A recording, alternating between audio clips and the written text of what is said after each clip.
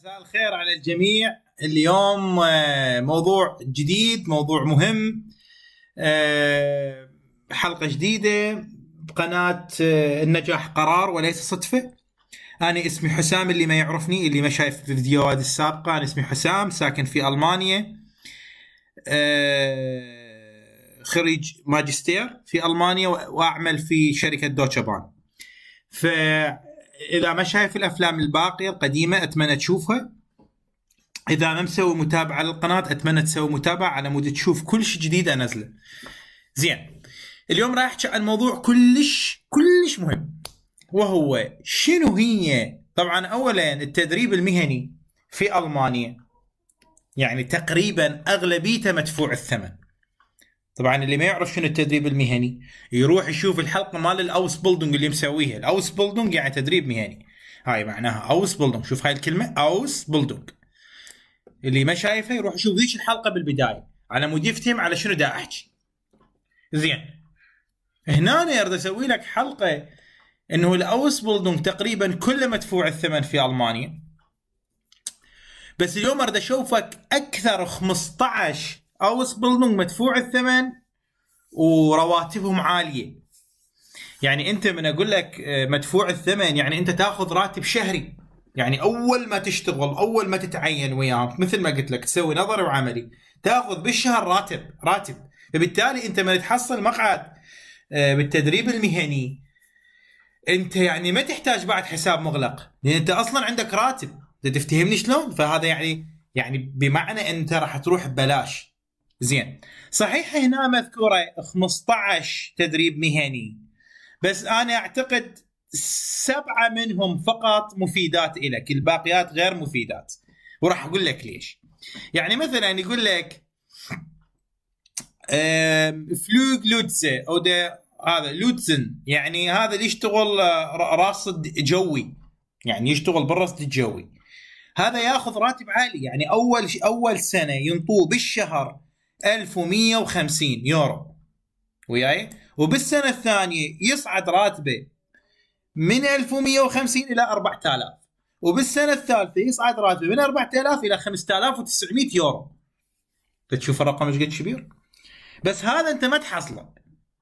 ليش ما تحصله؟ لأن هذا المكان موقع حساس، تفتهمني؟ ما يخلون بي يعني أجانب، خلينا نقول شوية، خلينا نحكيها بهالطريقة، يعني لأن هذا مكان حساس، يعني فأكيد أنت يعني ما راح يشملك هذا الموضوع.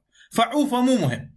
تعالي على هذا الثاني رقم 2 اللي وياه، اللي هو الشيفس ميكانيكا. شنو الشيفس ميكانيكا؟ هذا الميكانيكي اللي يشتغل بالسفن. ألمانيا بيها كل شيء هواية سفن. راح تنصدم تقول لي ألمانيا وين بيها بحر على مود يصير بيها سفن؟ ألمانيا بيها أنهار، بيها نهر الراين مثلا، هذا اللي يمتد يعني من الشمال، يعني يفوت تقريبا كل المدن الألمانية، نقول غرب ألمانيا. فهذا يعتبر ممر مائي كلش مهم، وبيه هواية سفن، يعني تروح وتجي، تنقل بضائع، تنقل مسافرين، كذا إلى آخره. فهاي المهنة اللي اسمها شيف ميكانيكا، هذا اللي يشتغل بهاي المهنة طبعا هو عبارة عن ميكانيكي مال سفينة. واضح شو تسوي؟ يعني تتعلم شنو يصير بالسفينة، ميكانيكي أي شيء يعطل أنت تصلحه. فنفس الحالة تدخل عليه،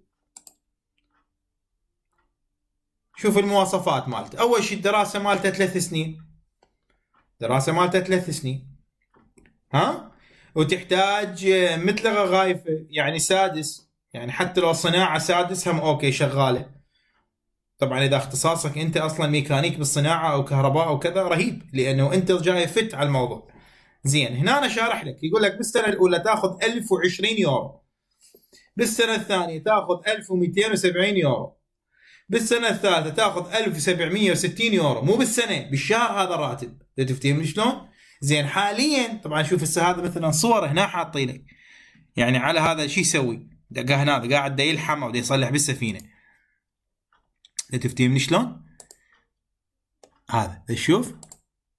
زين، هنا أنا شارح كذا إلى آخره. هنا شو يقول لك؟ يقول لك أكو 14 وظيفة لهذا الشيف ميكانيكا حاليا هسه هاي اللحظة. حلو؟ زين، عوفة لشيف ميكانيكا. طبعا هنا هاي الجهالت الكذا إلى آخره. هسه راح اشرح لك بعدين شو تسوي. ايش سويت انا؟ سوري. ايات انا.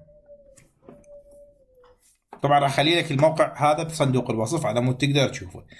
طبعا هذا الموقع خلي شوي احكي لك عنه. هذا الموضوع موقع كلش مهم للاوس بيلدونج، للتدريب المهني. هنا مثلا تجي هنا يقول لك شنو الاوس بيلدونج بلاتسي لل 2022. شلون اوس بيلدونج فيندن، يعني مثلا انت تريد باختصاصك بدي تدور غير اختصاص مثلا. هنا مثلا بير فيديو بفيربن، يعني تقدم نفسك حسب الفيديو، حسب الاشياء المعروضه. هنا تقدم حسب البوندسلاندن، حسب الولايات. يعني تقول انا اذا اشتغل في ولايه برلين فتطلع ببرلين شنو اكو. هسه مثلا على بوندسلاندا خلينا نشوف شو تقول له. تقول له انا اريد بس ببرلين،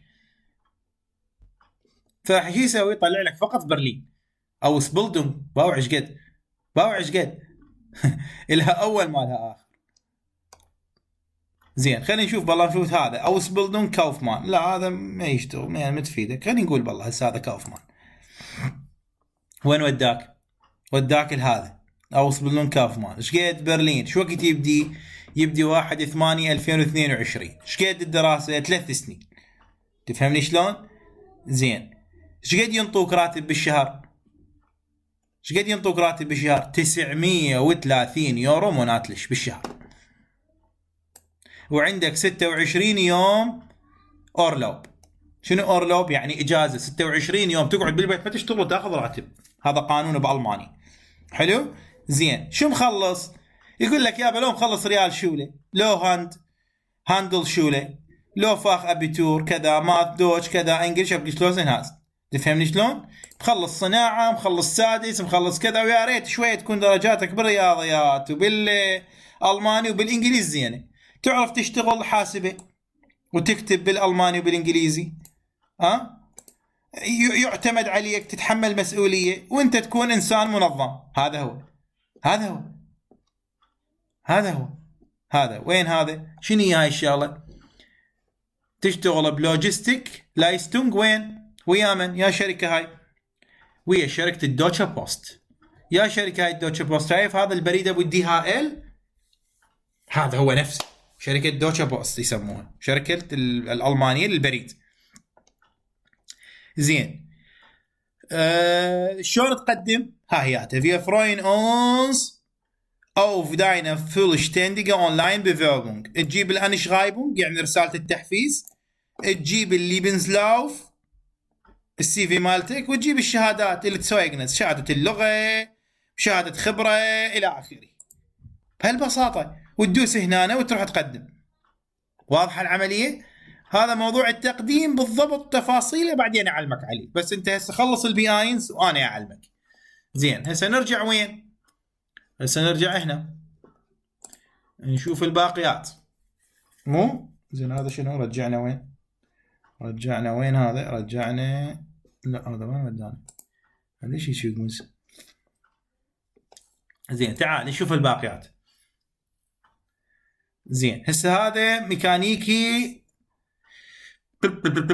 ميكانيكي سفن. زين هذا شرطي، هذا انسان ما تصير. هذا بفليقه فاخمان، يعني انسان اللي يشتغل بالبفليقه ورعايه الناس، رعايه الكبار بالعمر وبالمستشفى. ايش قد ياخذ هذا عيوني عليك؟ ياخذ 1165 السنه الاولى. السنه الثانيه ياخذ 1230 يورو بالشهر، وبعدين بالسنه الثالثه ياخذ 1330 يورو. تشوف الرقم؟ زين السوسيال فيرز شلون قاعد عوفه صعبه، تحتاج. انا ليش اقول لك عوفه؟ لان هاي الشغله تحتاج لغه قويه، وانت بالعراق ومتعلم بلغه بالعراق فصعبه. يعني انا شنو اريد اشوفك اسهل طريق. زين كاوفمان اللي يشتغل بالمبيعات، هذا هم يحتاج له لسان قوي. زين تعال شوف هذا المور. احنا بالعراق شو نقول؟ نقول هذا خلفه يشتغل. زين هنا بالمانيا على مود تصير خلفه لازم هم تدرس دراسه 3 سنين. حلو. ايش قد الراتب بالشهر؟ 805 الى 890 اول سنه. السنه الثانيه من 1000 الى 1230. السنه الثالثه من 1210 الى 1495. مور هذا واضح مبين. هذا هسه يمكن نص العراق يعرف يشتغل خلفه. زين انت هنا تدرس وينطوك فلوس، هذا تصير خلفه اللي انت اصلا باختصاصك مثلا. زين هاي بنك كوفمان وفغاو، هاي ما تفيدك، هذا يشتغل بالبنك ويحتاج للغة قوية. هذا فيزيكال لابورانت، شايف واحد يشتغل باللابور شنو اللابور؟ مو عبالك اغلط عليك، اللابور يعني المختبر بالالماني، شلون اللاب يسموها بالالماني لابور. اللي يشتغل بالمختبر 4 سنين لازم يدرس. طبعا واحد يقول لك انا يعجبني الفيزياء، اطب بمجال الفيزياء واشتغل بالمختبرات، هاي هنا الرواتب واضحه قدامك، ما يحتاج بعد يديك اياها. هذا اموبيليان كوفغاو، هذا صعب يحتاج للغه. هذا الفاخ انفورماتيك اللي خبل رهيب، هذا شنو هذا تشتغل مثل الاي تي، يعني يعلموك تصير اي تي، يعني تفهم شلون؟ يعني شغلات الويب ديفلوبر، ما ويب ديفلوبر كذا الى اخره، شغلات اللي تخص الاي تي، مو كل شيء بروفيشنال تصير، بس انت تصير فاخ انفورماتيك. طبعا تقدر تفوت عليه وتترجمه وتعرف بالضبط شنو اكو بالماني، يعني الترجمه العفو وتعرف كل تفاصيل. بالماني اكو 156 شتيله شنو معناها؟ يعني وظيفه. هاي من تشوف مكتوب فغاي شتيلن يعني وظيفه شاغره، 156 وظيفه هسه هاي اللحظه. تتخيل ايش قد اكو شغل؟ زين ايش قد الرواتب؟ هاي قدامك الرواتب. طبعا هذا انت طالب لا تاخذ هيك، من تتخرج هذا يصير دبل. ركزت وياي؟ هي يصير دبل هذا. زين الميجاترونيك هذا اللي يشتغل في تصليح المعدات، يشتغل في تصليح المعامل، المعدات، المكائن الى اخره. هذا هم دراسته 4 سنين، وهوايه ناس عندهم خبره بالسيارات وبالمكائن وبالاخر الى اخره يعني. فهذا كلش مهم يعني. زين هذا فيرفالتونغ فاخ انجشتيلتا، هذا ما تفيدك، يحتاج للغه قويه. زين هذا بينن شفا، هذا شنو؟ شايفك واحد بالميناء يشتغل يرتب البضائع تجي، يسجل الطالع، يسجل الرايح، شلون هذا الجمرك التخريج الجمركي. هاي هم وظيفه بالمانيا تدرسها 3 سنين، وهاي الرواتب مالتها. زين هذا ميديان تكنولوجي، شنو هذا ميديان تكنولوجي؟ يعني انت تشتغل مثلا بالمعامل اللي تطبع هوايه طابعات الكذا، يعني النشر الاعلامي مال انتخابات الى اخره. هم دراسه 3 سنين وهاي الرواتب مالته. طبعا هاي اعلى، يعني اعلى تدريب مهني تحصل منه فلوس، بس هو اكو هوايه تدريب مهني. مثل ما قلت لك يعني انت هذا الموقع تجي هنا تشوف حسب البوندسلندا، حسب الشتيته، حسب الانترنيمن، يعني حسب الشركات او حسب المدن او حسب الولايات. تفهمني شلون؟ فالعمليه بسيطه، انت بس تجيب البي اينز وعندك شهاده سادس اعدادي، صناعه، تجاره الى اخره. طبعا اذا عندك كليه يعني انت منزل من السماء.